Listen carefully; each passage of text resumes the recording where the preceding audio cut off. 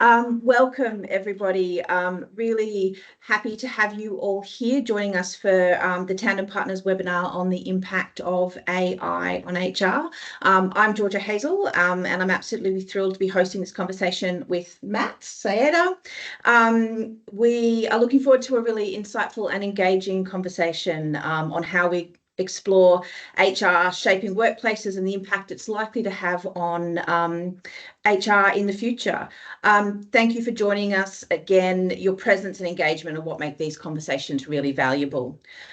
Before we begin, I would like to acknowledge the traditional custodians of the land that we all meet on today, both past and present, and extend that respect to all Aboriginal and Torres Strait Islanders joining us today. May we continue to walk together in the spirit of learning, respect, and reconciliation. Thanks, Georgia. We're all very excited to be here. And it's been great to see so many people across the HR community participate and join us here today. Some housekeeping. So thanks to all of those who have sent through some questions prior to the event. And for those who have questions you would like to ask, and feel free at any time to ask them in the question and answer discussion box. We'll do our best to work through as many questions as possible towards the end of the webinar. Also, I'd like to let everyone know that we're going to be recording this session and uploading this to our website. So we'll email out the recording to everyone that's participating and registered. So to introduce our two speakers today who've taken time out of their busy schedules to join us. So introducing Penny Williams. She has an extensive career as senior HR leadership level, and the past 8-9 years has been lead researcher and lecturer at Queensland University of Technology, with a research focusing on supporting and removing barriers to flexible work arrangements, and a broader work examines how emerging technologies with a particular focus on AI, robots, and platforms, and how they are reshaping the workforce, and much more. Also like to welcome Simon Ives, global thought leader on the future of work and HR technology. Simon leads BHP's HR technology strategy. He drives innovation and ensures that HR technology aligns with the company's goals. With extensive experience across various industries, he possesses a unique understanding of strategic operational HR, the specific focus on driving people-centric business transformation through technology. Simon has significant influence within the HR technology ecosystem, holds key advisory positions as Executive Innovation Board member at SAP, and as a member of the Human Resources Artificial Intelligence Advisory Councils at ServiceNow.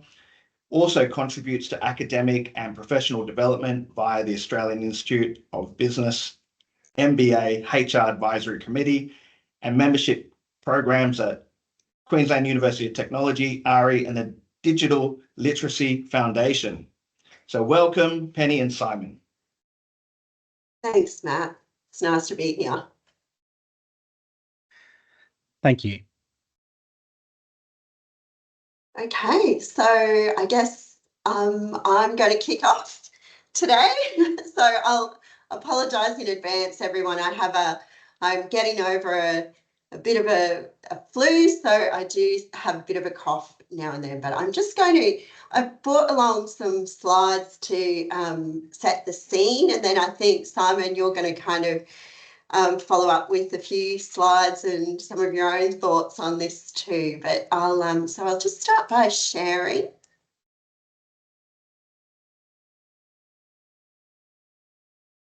Give it a moment. Can everyone see that okay? Yep, great. Yes. Okay, well, thanks for inviting me along to present today. It's I always feel a bit uncomfortable about being labelled an AI expert. I don't kind of see myself as that. I'm an ex-HR professional, as Matt said, and I am a researcher who is particularly interested in how new technologies, including AI, are reshaping work, and in particular HR practices.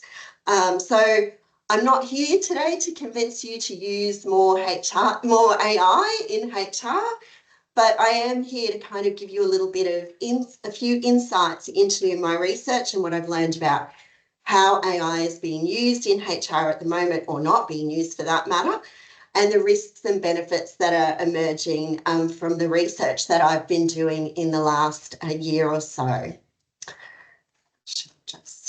So I too would like to acknowledge the First Nations owners, and at QUT, that's the Turrbal and Yugara, the First Nations owners of the lands on which we stand. I thought I'd contextualise our discussion today by just showing how these issues that while AI is new, some of these issues about technology are really not that new. So on the screen at the moment is an article from the Financial Review in 2020, which argued that the robots are coming and the robots are going to take our jobs. And if I just have a look, oops, sorry. And that's certainly been the dominant narrative that we've heard, you know, both in academia and in the general media. But if we just jump ahead to this year, the Financial Review ran this article that AI is taking all of our jobs, and it's not where you think. So interestingly, if you've read this article, it talks about how AI is taking HR jobs as one of the key areas of at threat from AI. And I guess I just wanted to position this to say, you know, some of the issues that we're talking about and we're experiencing now have been around for a little while, and we've got to be careful not to kind of jump into this idea that, you know, everything's going to be bad or we just have to adopt it. We know already a lot about how we can manage a lot of these new technologies. So today I kind of wanted to focus the discussion around three questions that have been framing my research. So I've been looking at what new technologies have been adopted in workplaces today and how this technology is changing the way that we work and what this means for HRM.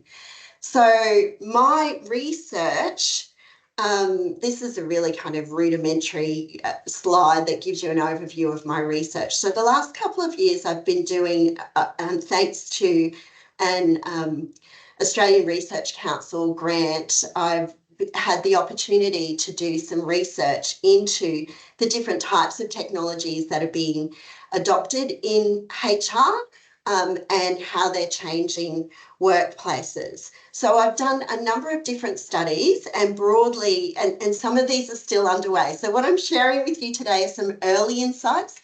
This is largely unpublished research. So, you know, it may change as I continue to gather more information. But essentially, what my research has involved is interviews with tech vendors, with unions and workers, and with HR managers. So I've done over 75 interviews in total. And I've also done a survey of HR professionals in partnership with the Australian Human Resources Institute. And you might have seen that research has been published. So if you haven't seen it, I'm happy to provide a link at the end of this. And of course, I've been doing a desktop review of, you know, the available technology that's out there in the literature. And the idea is to get the different, you know, perspectives of different actors who are implementing AI and different types of technology. So what's really interesting for me is I started this with an interest in how algorithms are shaping the way that we work. And when I started this research, ChatGPT launched at roughly about the same time. So while I didn't plan to look at generative AI, invariably I have. So let me give you a really rough overview of where we're at. So I thought I'd start by giving you an overview of the types of ways that artificial intelligence and algorithmic technologies are being adopted in HR. So everyone would know the employee life cycle.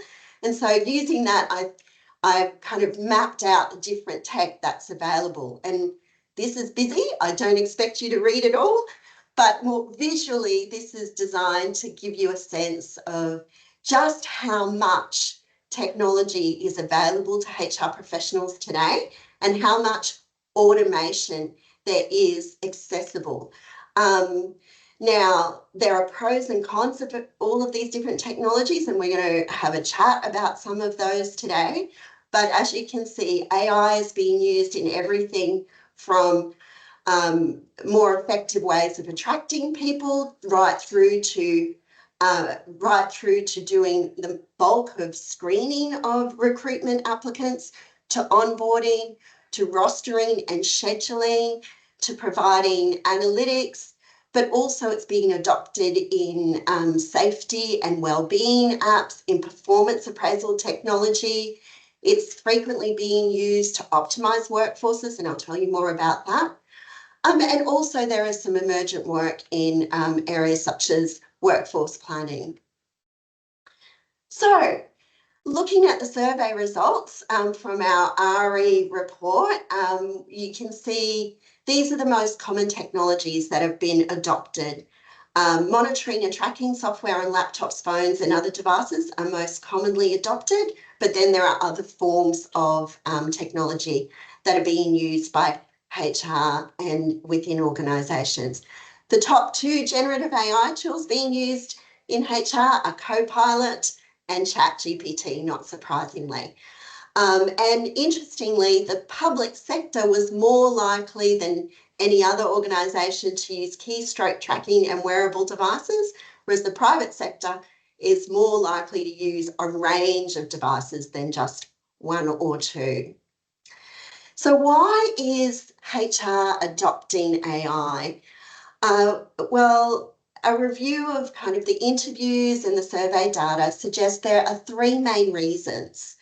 So for the safety of humans, so a lot of AI technology is being adopted to improve health and safety or improve physical safety for workers, but also to enhance security. And that's often security of data. And here are some kind of quotes from some of the people that I've talked to. The other, and probably the most common reason, is to improve productivity and efficiency.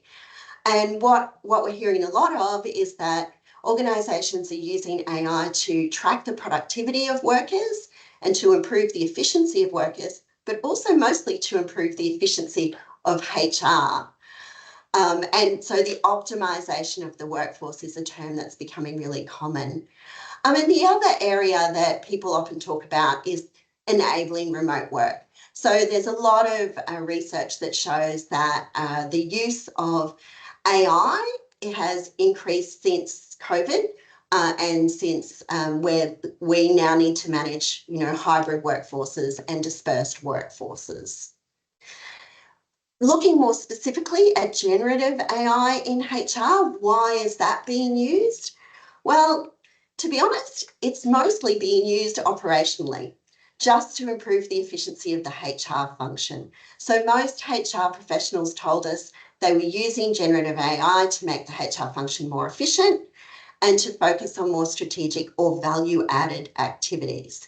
And I will kind of say something rather controversial here is in the follow-up interviews when we've explored what are these strategic value-add activities, it's been actually very difficult for many HR professionals to articulate what those are. So I think that's an area that we really need to think about today.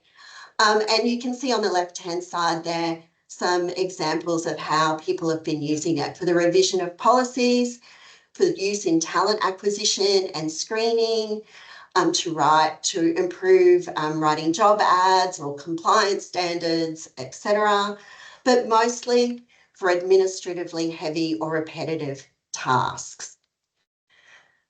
And what are the perceived risks and benefits? So HR professionals have told us that they see the benefits of using AI to be helping managers and supervisors in managing their teams, improving job performance and productivity, and being more efficient. But they also have a range of concerns, and those concerns centre around these areas. So breaches of privacy of employees and of themselves, but also breaches of security within the organisation or IP.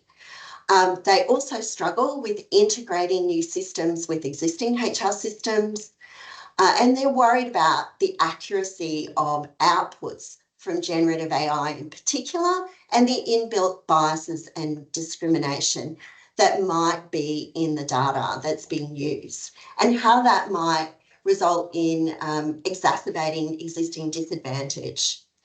But one of the areas that a lot of people have talked about is the sense of that HR might lose empathy, or that it might become dehumanised. And again, you can see some quotes on the right-hand side of the screen there. So for example, this last one, people were saying we're worried about losing our emotional intelligence and the personal touch in the people function, if all we're doing is working with a chatbot.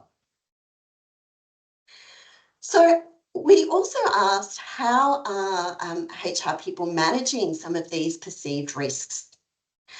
And what we heard was that, I actually asked a specific question, and that was how many HR professionals in our survey had examined if AI systems were contributing to disadvantage in their organisation, and only 23% of our survey respondents had actually done a review. And of those 23%, only 48% of them found that it was in some ways contributing to disadvantage. And when we asked them what they were doing to then mitigate risk, we heard that they were, introducing more human oversight to the process. And you can see some examples that people have provided. Multiple humans from diverse backgrounds, AI decisions are reviewed, and they're making sure HR subject matter experts have oversight. But one of the other interesting things was when we did this survey, which was last year, very few HR professionals had an AI policy in place at the time. So they acknowledged that it was being used by employees, but really hadn't developed a policy about how it should be used. So I've also asked workers about their experiences to see, if the concerns that HR professionals have are playing out in worker experiences. And some of the early themes, and I have to say that we are still actually interviewing workers, so these are very early insights. Workers are saying that they are expecting that this will result in job losses. So the automation of HR might result for them in job losses. So in this first quote, for example, you can see this employee believed that the company would cut some positions because they're now using apps, and that monitors their hours and integrates everything with payroll. So they believe that it will lead ultimately to job loss. But also we're seeing some tensions arise between supervisor and employees, and some of this is also related to privacy concerns. So here's a good example where this was a team leader, so also a worker, but a team leader, who said that AI had made their life easier and difficult at the same time. So they're now engaging with the technology, which makes it easier for them to manage productivity, salaries, but it also means that everything they do is being tracked. And, they've got concerns about where do we draw the line in terms of tracking our workers, and what does that mean? We're also hearing workers, and this was replicated in what some of the unions were telling us too, that there is a risk of work intensification. So, and that can lead to potential for psychosocial risks. So here this work is saying that the output is a monthly report to management where they can see how long jobs have taken, who's going really fast, who's pressing the buttons and stuff like that. And they know people in their workplace have felt borderline harassed about that. And then we're also hearing, and here's an exemplary quote from a union, of this fear of loss of humanity. So the sense that as we move to more AI software in the workplace, while it's really great at dealing with quantitative things, dealing with the humanity of people who have childcare arrangements or study arrangements or whatever is more difficult. So there's an important need for a human being to oversee it. And then finally, another emerging theme is this idea of a loss of satisfaction or a loss of sense that the task that they're doing has significance or meaning. So here's a worker who said, because everything they do is so automated, that they actually miss seeing something happen from end to end. So it's like from start to finish, before I've had a chance to be part of it, my control or my requirement for control is, well, I've had to let things go a little bit. Penny, so before we move on, I wanted to just contextualise that because I wanted to kind of raise today, given the questions that, we know some of you have been asking, some of the potential risks of AI, but also some of the benefits. But I just wanted to finish here on, what is HR's role in AI adoption? In our survey, we asked how has HR provided advice to the business on using AI? And overwhelmingly, 63.6% of respondents said no, they didn't. And they said they didn't because they didn't feel equipped to provide this advice. And then they told us that advice on AI comes from outside of HR, and we're hearing this consistently in our interviews too, that it's being driven by IT, sometimes with legal involved. And I think this is a really interesting scenario because while we're automating a lot of things in HR and while we're adopting a lot of generative AI ourselves, it's almost, I think, a fear that we have in HR that we don't know enough and that this is our area of expertise. And so we're missing our opportunity to have a seat at the table. And I think that this is kind of a real limitation in the way that we think in HR because we don't have to be AI experts because we are experts in organisational culture, in organisational strategy, in HR strategy, and in what our workforce needs. And so we need to have a seat at the table in terms of how AI is being used to drive those outcomes that we want. So that is a very brief overview of my research. And I will also just say that I am still conducting this research, so if anybody would like to participate and give their views on how they're adopting AI or automation in HR in their organisations, or would like to even find out, what their own workers are thinking about that, feel free to reach out to me on that email address or via Tandem Partners. But I'm going to stop sharing and let Matthew add to the conversation here. Wonderful. Thank you. Penny, just quickly before we move on, we have had a question about how should a business without experience in AI approach the task of building an AI policy? Is there data or any advice you can give on what has worked well for other organisations? Yeah, I think there's a lot to be said about that. And feel free to jump in, Simon, if you want to.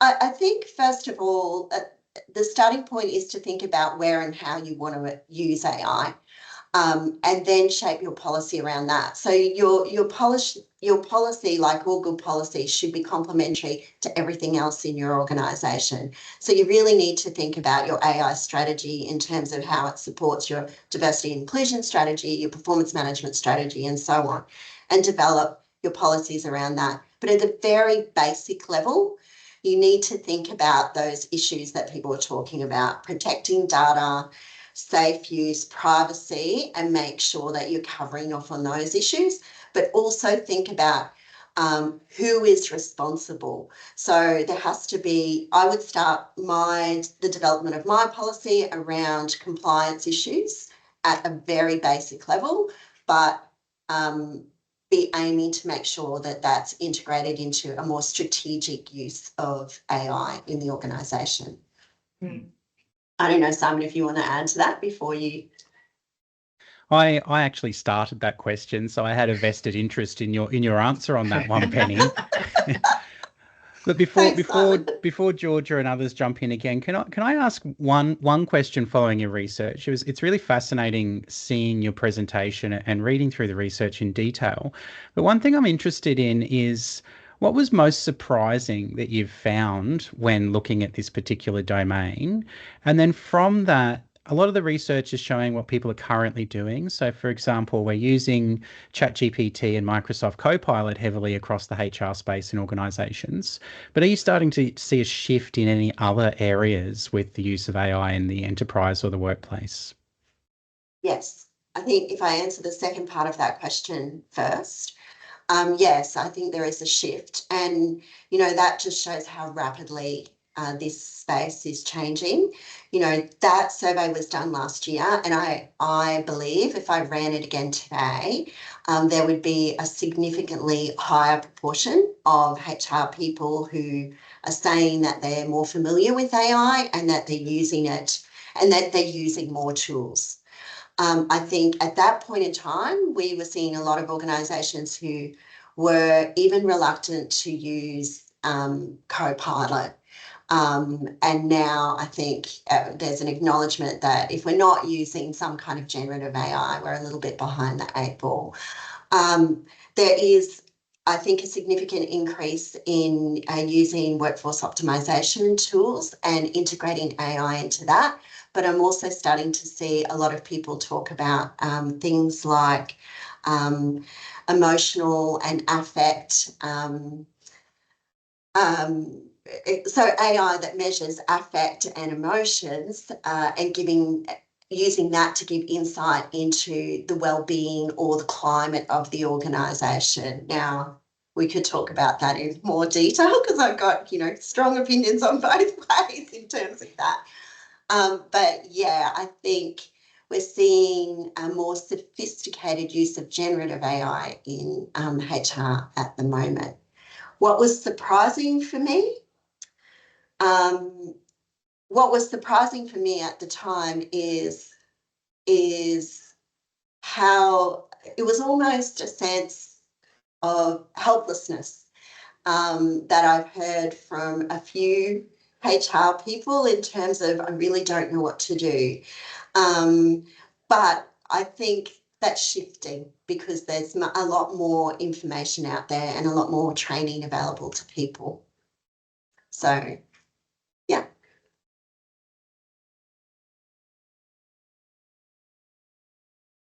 Thank you so much. Simon, did you want to launch into what you're ready to talk about? Unless you had any other questions. Just going to pull all my material together right now.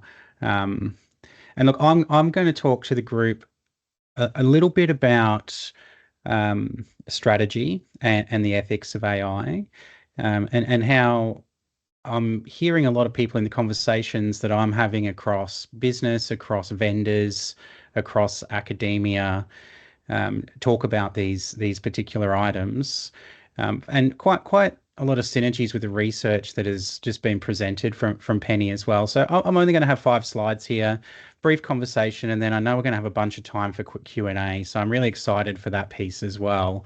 And look, I'm also keen to see some reactions. So if something gels, feel free to give me a thumbs up while we're going through the piece here. First of all, there's quite a lot on AI ethics and automation ethics and technology ethics in the literature. A lot of peer-reviewed work, a lot of books, and I've got a couple of items up here which I'll get to in a minute. But a lot of the conversation generally focuses on ethics in terms of personal impact. So things like job losses, AI or robots are coming for your jobs, personal well-being. So conversations around working more safely, for example, or how do I ensure psychological safety in the workforce through mediation of relationships with technology, and then our moral duties to others that flow on from that latter piece. But there's not a lot that's discussed around meaningfulness, which is a rather critical point of work. Why do we come to work? And specifically how the introduction of AI and other advanced technologies could lead to a meaningfulness gap. So for this, you can simply imagine a world where the aspects of work that provide personal meaning to you or meaning to your enterprise more broadly are outsourced to AI. And then the work that remains, that's tasks or jobs, the resulting opportunity from that is diminishing from a meaningfulness perspective. And that's what I mean from the meaningfulness gap here. The books that I've put up on screen here are pretty relevant, pretty easy to read. The Glass Cage by Nicholas Carr is a good item. And there's a lot of conversation in this book conceptualizing what the impacts of a reduction of flow would look like in the workplace. So as we tie tasks together to produce particular outputs, what does the impact to work mean if we outsource some of those tasks so that we're just doing transactional work rather than able to actually engage in a flow state with producing outcomes? And the second item on there, I know that the screenshot's a little small, but the title of that book is Technology and the Virtues, with the subtitle being A Philosophical Guide to a Future Worth Wanting. And this book is great. It has a look at how technology could lead to an erosion of empathy and critical reflection in the way that we work, and different strategies that we could implement in order to ensure that when we're bringing technology into the workplace, we're actually enhancing critical reflection and empathy in the ways that we actually engage with others in the workplace. And the other item here is John Danaher's book. John's quite a famous author, and this book, Automation and Utopia, is quite fantastic. And he explores possible worlds where technology will become responsible for what were previously personal or human achievements, and then what that actually means in the context of work and personal meaningfulness. So great items to look at, a lot of good literature around, a lot of people thinking about this in a lot of detail, and anyone working in the HR strategy place with a technology lens, highly recommend these items. But bringing them back specifically to HR, these tie directly into what we would all talk about as employee value proposition, or EVP. Why would somebody want to come and work for us? If we change the way of working, what's actually left for somebody to choose any of our employers as the place that they would like to come and work at? And so I'm just going to quickly take you through a 4-step process that relates to this. And actually, before I get into the 4-step process, couple of quick little points here. The framework helps get rid of, I suppose, 2 common pitfalls here. Exaggeration. We see a lot of this in the media at the moment. So assuming that every automation or every AI entails a catastrophic existential loss, or complacency on the other hand, assuming that efficiency or enjoyment always outweigh meaning. So there's always a little bit of a healthy tension there. And the other item I just want to flag here is a term that you may have heard in the technology landscape, which is in the dictionary now. So it's inshitification, which is a funny term, but it is a pretty good concept, and it looks at a pattern of decay in digital technology platforms. And I suppose we want to ensure that that doesn't happen to the way that we design our work as well. And there's 3 stages to inshitification. First, you have platforms, they're really, really good to their users, getting people on board. So an example, if we look at streaming providers, like movie providers, a Netflix or an Amazon Prime or a Disney Plus, they offered comprehensive libraries, no ads, cheap prices, low barrier to entry, available everywhere. As we progress through inshitification, secondly, we start to see those providers abuse their customers to benefit their investors and other profitable shareholders that come on board afterwards. So we see in the streaming provider marketplace, we see a saturation of the market, which then leads to a decrease in the content that's available within the libraries of those streaming providers, adding ads to a paid subscription to generate more revenue. And lastly, the abuse of all stakeholders to extract maximum value. And so this is things like inordinate price hikes after market saturation, cut off of account sharing, etc.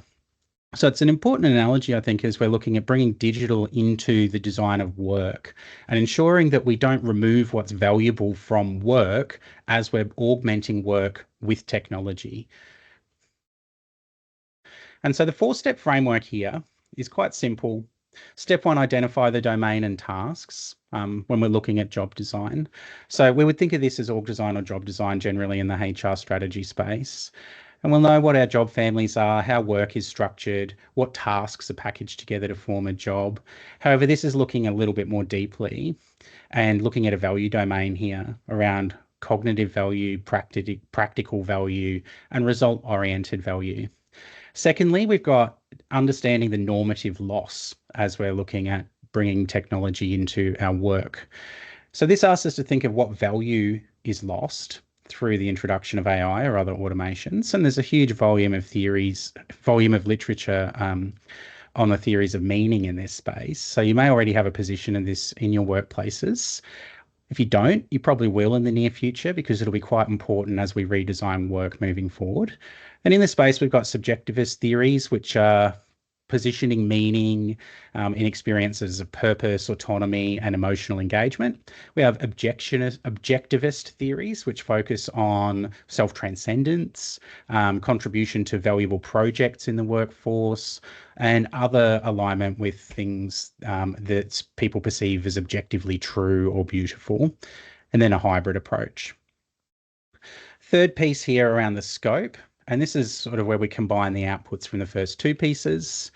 And this is, so for example, we might see a task as meaningful. However, it doesn't always follow from the fact that a task being meaningful, that its replacement with AI necessarily poses a significant loss. You know, we need to think about things around, does AI replace the task entirely?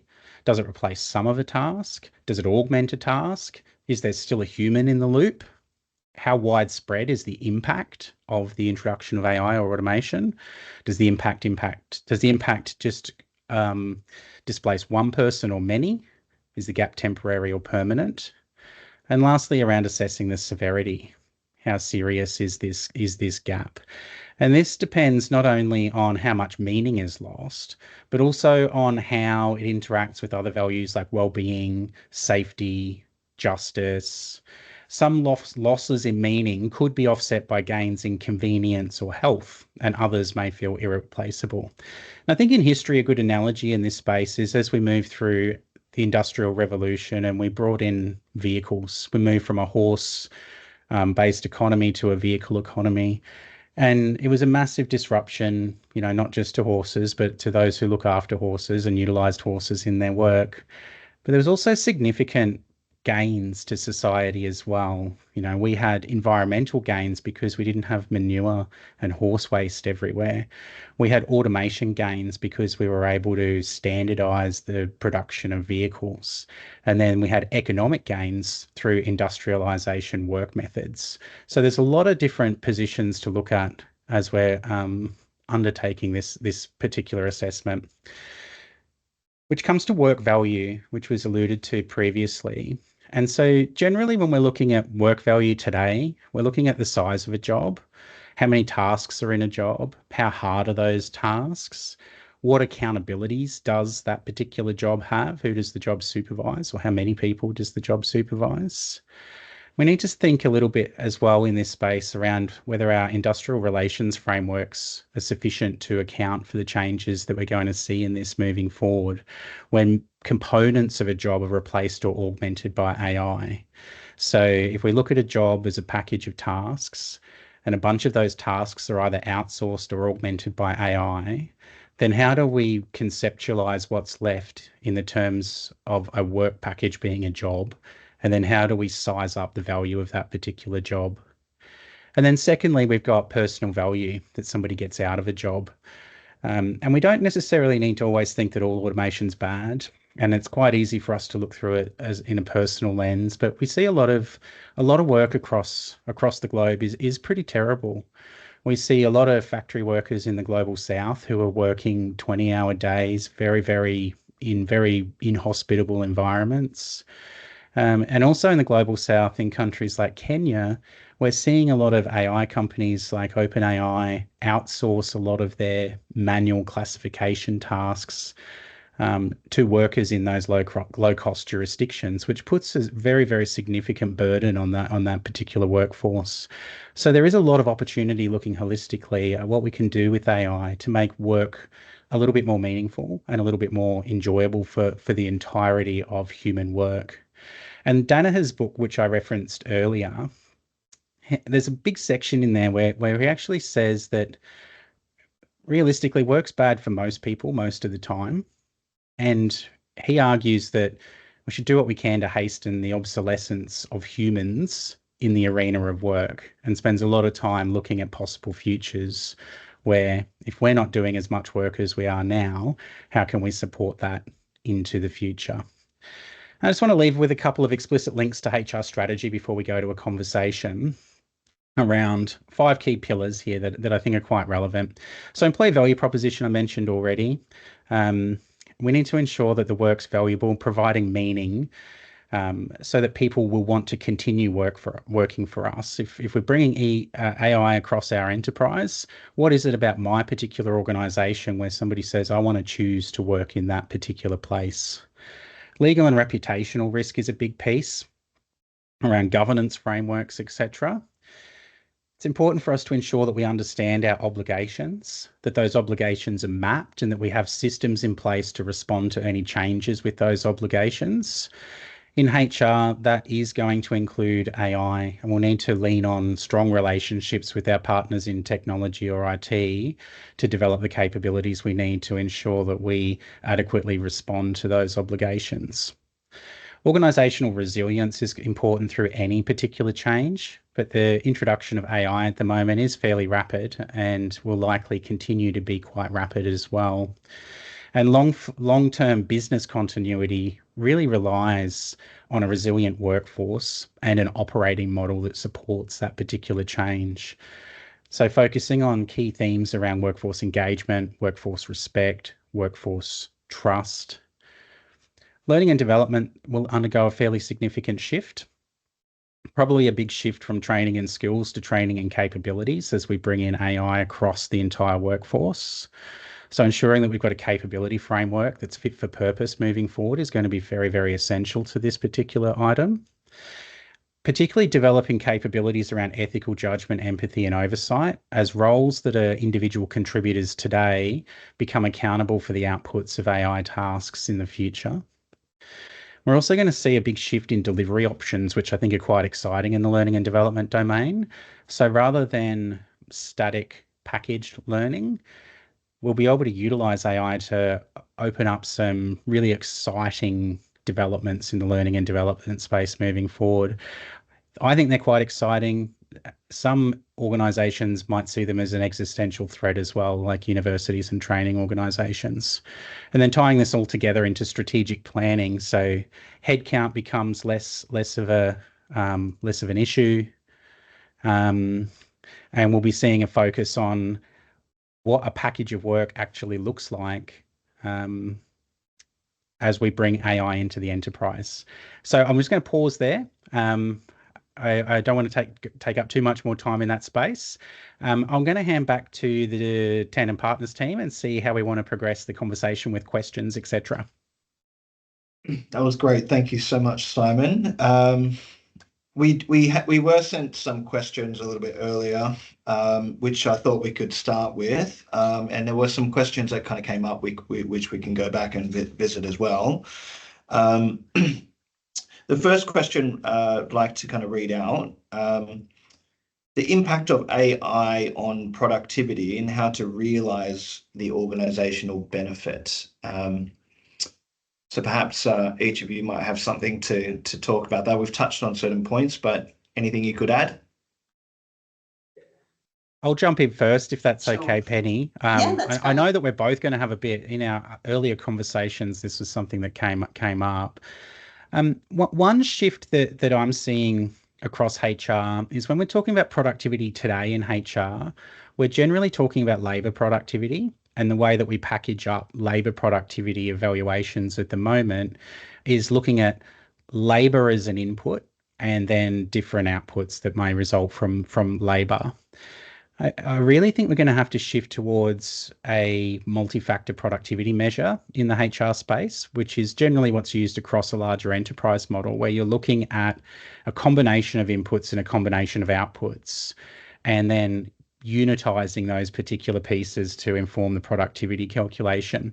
And the reason that there's a shift in that space is as we bring in AI and other automations into the way that we do work, we're no longer just going to be measuring the labor impact or the person impact on the productivity, but how we are augmenting the tasks that the labor is accountable for with AI into that productivity space.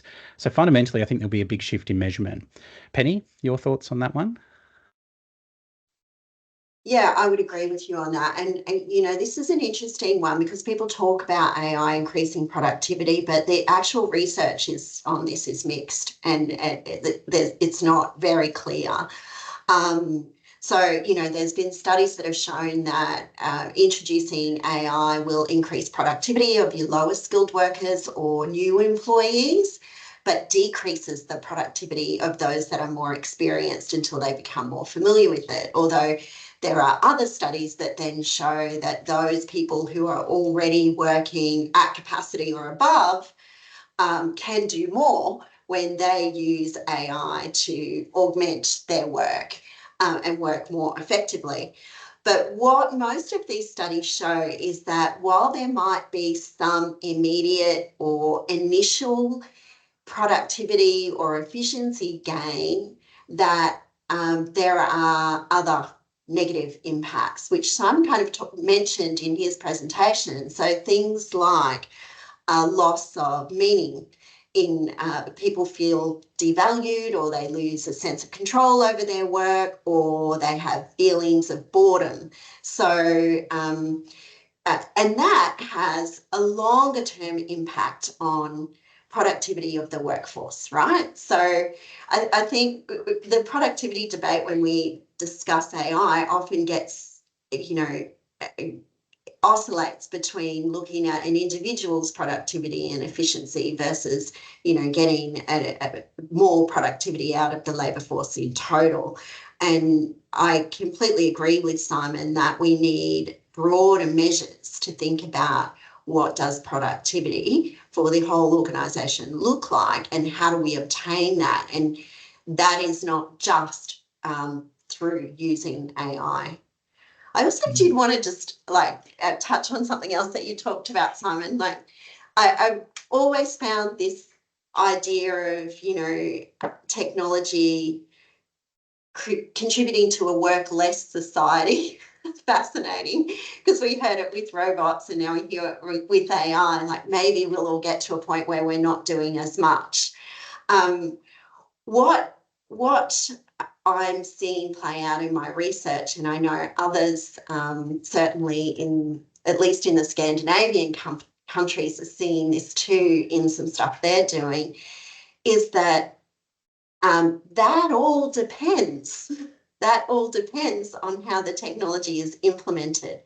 So what we tend to see more is that organisations will adopt AI or a particular technology with the expectation that they can do more from it. And that can then result in work intensification. So what happens if it's not well thought about is that the performance measures are increased because there's now an expectation that you can do more because you have these tools to do more. And that leads to the pressure and the sense of work intensification. However, there is research that's emerging that says that is really context dependent. So in organisational cultures where the human is valued as an asset, going back to good old, you know, HR 101, where the human is an asset and not a cost, and the culture is focused on trust and high performance, then, you know, then the use of AI or the use of other automation in HR tends to increase productivity and results in less threat, because it's done within the context, within a safe and trusted environment. But where it's implemented and in a way that's used to measure performance only or for punitive purposes, then it has the negative effect. So productivity might actually go down or turnover goes up. because people are just, back to your point about EVP, people don't want to work there anymore. So interesting. Another question that we've had is somebody who'd be really interested to hear about job design kind of more broadly, both across how to redesign entry-level roles for HR and the broader organisation with AI in mind. Is there any kind of thoughts or points that you'd have in regards to that? Yeah, You can go, Simon. I can touch on that one or go quite in depth as needed. With job design, I went through a little bit of a framework on how to approach thinking about how you should bring AI into job design, org design, work design, whatever that looks like. So I don't have an easy answer. I don't think there's an off-the-shelf way to say this is how you do job design when AI is going to be part of your workplace. What AI means and how AI could be applied is going to be different for each enterprise, for each business, for each sole trader, for each government organization as well. So flexibility is going to need to be paramount in the approach. But fundamentally, what we're seeing with where the push for AI adoption is at the moment, particularly agentic AI, where you can have AI components complete work or complete tasks on behalf of a person, be that a small task or a large task, is when we're thinking about job design as a package, a job as a package of tasks, which of those tasks are actually going to be important for the value that your organization is seeking to achieve to replace with AI. So you could look at simple automations. Maybe you're thinking, I want to take away some of the work that my team don't like. So I'm going to bring in some, orchestrate some AI to get rid of some admin or whatever that looks like. But we need to also make sure that we've got a focus on the value of the work that's left over once we bring AI into the piece. And we could just take a purely productivity lens where we're trying to calculate economic output, simple things like calculating the ratio of hours worked versus economic output, right? And if we decrease hours worked by people because we're increasing hours worked by agentic AI, that on paper results in a productivity boost. But if the work that's left over is not meaningful to those that are doing the work, we then have a big issue around attraction, around succession, around employee value proposition. That all need to be factored into the way that we're doing that job design. Yeah. Thank you. I would agree with that. I think in terms of job design within HR, so HR roles, which I think was also part of your question, the roles that are most impacted by AI in HR at the moment are obviously the junior roles or those mid-level roles.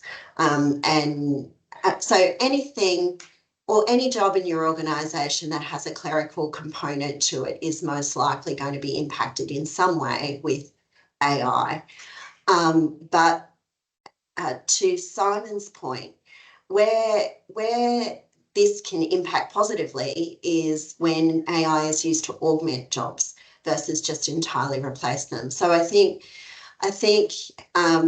it's important to think of this both in terms of job design and workforce planning, and thinking about what roles in the workforce will be most impacted and how will they be most impacted, and therefore what will you do with those people and those jobs. So are there ways of redesigning those jobs to ensure that the value-added tasks are capitalised upon, or is it a case of we've just got a whole new kind of different way of attracting a new type of person at a new level to the organisation?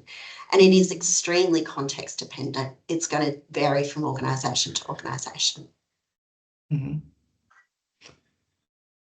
Thought we'll read a question from the session today. So we've got, it's a bit of a fun one as well. What do you see the future of the HR workforce look like? Is there a possibility for a great change, brand new operating model? And maybe around kind of, there's another question here that relates to that around ensuring that there's a human centricity and ethics that go along with the role of HR in the future as well. And how do we reassure that happens? Any practical tips?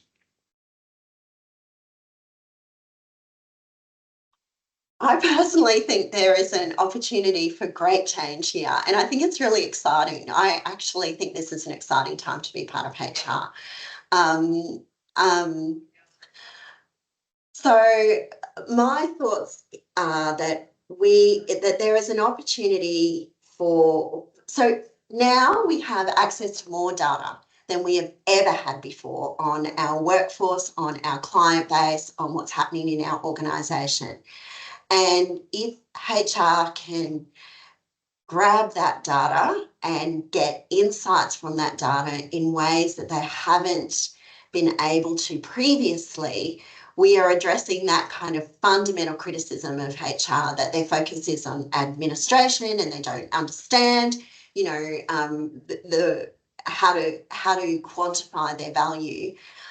So I think there is a massive opportunity for HR to really get insights that they haven't had before and use them in ways to move away from just that pure focus on measuring the old measures of productivity to thinking about how do we create a place where humans are valued and where meaning is part of our work and where we can, shape the organisational culture the way that we want it to be. So that's my utopian view of the world, Simon. What's yours? Oh, I think there are so many possible futures in front of us at the moment. It's really wonderful to be in a position where we can co-design that future together. We can have conversations like this as we're trying to understand what the impact is, what it means for a business. What do businesses of the future need to look like as we augment work with artificial intelligence and other contemporary technologies? There's realistically no answer today where somebody could honestly put their hand on their heart and say, in 10 years' time, this is what work will look like.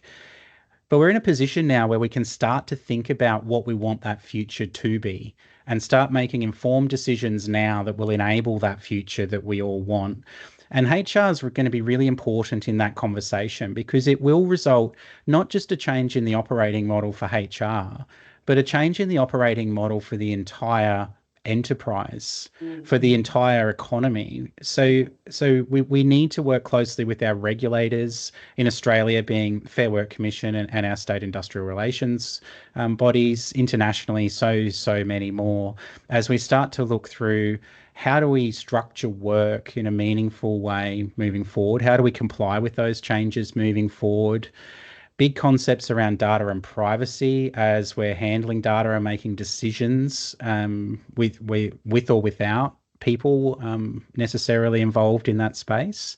So it's a really interesting conversation to be part of now. And I'd encourage everybody to be talking to as many people as possible about how they're thinking through it, how their organizations are thinking through it, to just help structure your thought around those possible futures. Yeah, I would agree. I guess, Vicky, I remember years ago doing workforce planning consulting for organisations, and it was rudimentary. And now there's the capability to, model what your workforce of the future would look like, and develop scenarios without the kind of, structured interviewing processes that we've done previously. So there's greater capability for us to kind of envisage what the future would look like. And I really think that's a fantastic opportunity for HR to do that.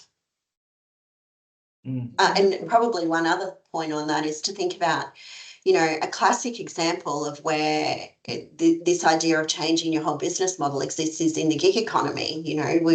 We've seen whole new business models emerge where where you can profit from labour without employing anyone. Not that I'm suggesting that anyone should go out there and do that, but that is an example of how leveraging the capability of AI can reshape not just an organisation's business model, but an entire industry or an entire sector.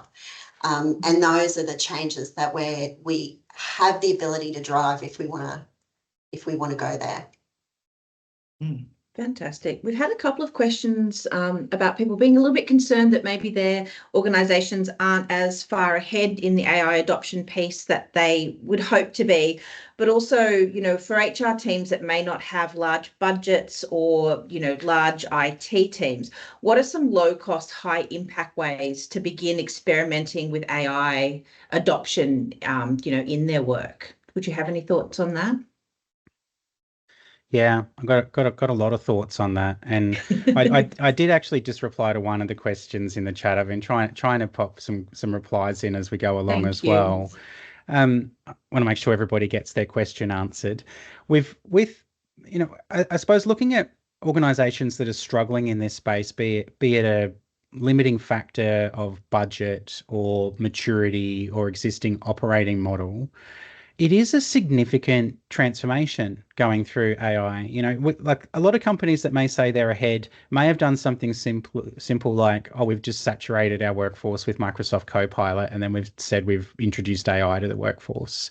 And whilst technically the case, it's not really been embedded in a way that has a meaningful impact on process for the enterprise. We've also got a lot of organizations that have got existing physical risk models for how they deal with change to their enterprise. And those physical risk models are not necessarily fit for purpose as we're going through a rapid technology change like the introduction of AI, and certainly maybe a bit slow in assessing the introduction of AI. So for example, if you're looking at your physical risk models where you'll calculate a residual risk rating, and then as bringing in digital on top of that, you may then do a data privacy impact assessment that's structured around a defined scope. It may take months to actually progress all of those assessments, evaluations, and approvals through the particular workflows to get an outcome.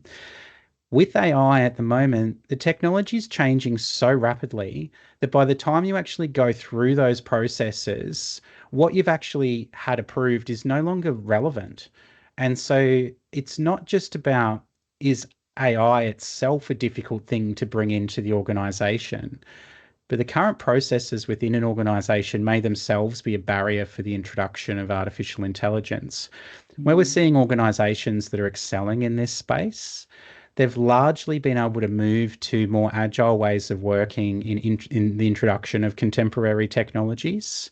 And there's some great heavily regulated organizations globally, particularly in the financial services world, like banks and lenders, that have been able to rapidly introduce artificial intelligence. Heavily regulated, heavy risk organizations that are traditionally very slow, but have been able to be very, very rapid when it comes to digital and emerging technologies. I think particularly for the smaller organisations, this is, a really great opportunity to involve your workforce. So determining where you can use AI can be a process of co-design with your workers. So I've actually been involved in this with some practical research that I've done through the Australian Cobotics Centre, where we've looked at, where in manufacturing organisations we might be able to introduce collaborative robots or other AR or VR to improve the workspace. And the most effective solutions have been developed when we've brought the production floor workers together and, shown them examples of the capability of the technology and then asked them, where would you use this? And that the dual effect of that has been to identify areas that the production managers themselves hadn't even thought of, but also to gain acceptance of the introduction of that technology by the worker because they can see how it adds value to their work and how they've contributed to the use of that, versus, you know, feeling threatened by it. It's not imposed on them, they're involved in that process. And generative AI is a great example. There's a lot of, you know, free systems that are available. So if you're a small organisation and you're not using any of this stuff, get some workers together who you think might benefit from them and play, experiment, ask them how they could use it, and, you know, you'll get their input and buy-in at the same time, or at least see what they're most concerned about and be able to work to overcoming those concerns. Fantastic. Thank you. I've got a question that's come up today as well. So could you please elaborate further on the changes for learning and development as a result of AI? So specifically focusing on the shift from skills to capability. Yeah, and look, I touched on this very briefly just when I was talking as well. I don't think there's an easy answer where we can point to somebody who's completed this journey in a entirely satisfactory way at the moment.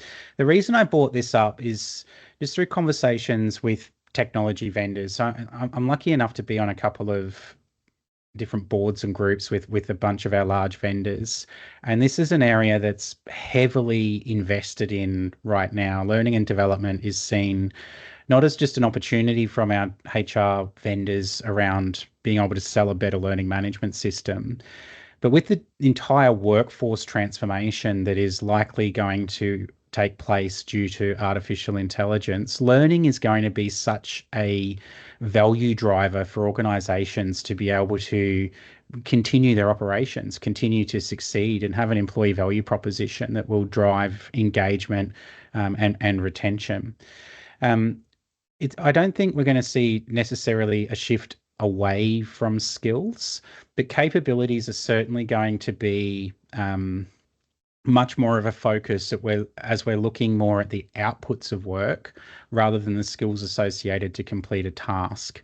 Skills will still be mapped. You know, for those who've got more advanced human capital management platforms, you'll probably have talent lifecycle management where you tie in succession and skills and learning and career pathing and opportunities, for example. And that's not going to go away.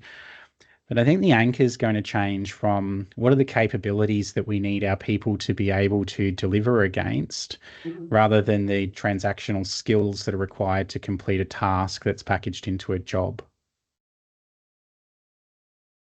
Yeah, I would agree. And I think it will change the way that we recruit and attract the type of talent that we're looking for, as well as how we develop them. Because while some roles, skills will be particularly useful, like particularly important, there are certain competencies as well as capabilities that are going to be required. And we're struggling with this in universities. Like, what do we teach our graduates now? You know, when we're teaching undergrad HR professionals, what are the skills or capabilities that we need to do we want them to come out with? And this, so we're shifting to a focus on being able to adapt and, have curiosity and lifelong learning and analytical thinking and creative thinking and critical thinking. So it becomes much more about knowing the questions to ask and how to find the answers than it is about, what is the theory and how do you do this thing, because how you do this thing is going to change over time. And I think that our internal kind of learning and development processes will be shifting that way too. They'll need to shift to, how do we use the new tools that we've got, but that's a temporary kind of skill to learn.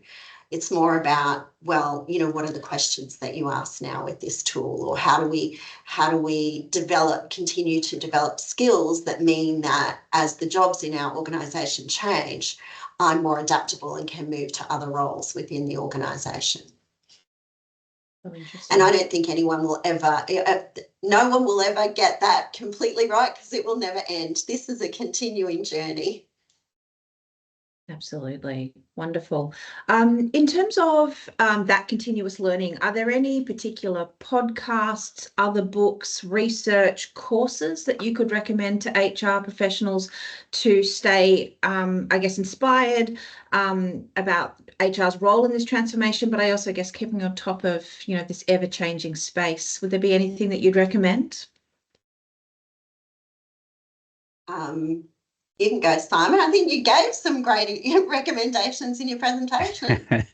Look, yeah, I did. I put a couple of books up front on my first slide, and look, I just actually responded to this question as well. There are so many podcasts and books. There's a huge volume of research right now, and whether you're looking to curate knowledge in the AI space or in any other domain, it's always a challenge. And, you know, without providing specific podcast examples, for example, the way that I approach this myself is I utilize an online tool called Feedly, where I curate all of my RSS feeds, all of the web topics that that my AI bots can scan the web for conversations on, etc., into one repository. So every morning I can have a look at, you know, where the conversations are going, be that in academic research, be that across the tech vendors or across industrial relations, what it might look like. And then I heavily use Google's Notebook LM as an AI tool as well, where I can put that, I can connect my data sources and then use Notebook LM to summarize content and provide a deep dive on that particular content as well. So instead of having to read every book that comes out, read every research report that comes out, and listen to every podcast that comes out, I can utilize some of those technologies to assist me in that curation. That's so interesting. Very cool. I would actually recommend, if you haven't already read it, the World Economic Forum's Future of Jobs report. I think that's, you know, essential reading for all HR professionals at the moment. And I'm going to be much more conservative and suggest that as an HR professional, you really need to focus on keeping up to date with the regulatory changes in this space, because there are a lot of things happening. So Productivity Commission's interim report has recently come out. Get across that and subscribe to the federal government's website to keep up to date with any potential regulatory changes in relation to AI, because that may impact on your strategy, particularly in the area of recruitment and selection. If you want something kind of less focused on your day-to-day job, but to give you more of an overview of AI in general, there's a great book that I was introduced to by an actual AI expert who builds the stuff, called The Master Algorithm by Pedro Domingos. So it gives you it's a great overview of how algorithms have the potential to change everything that we do.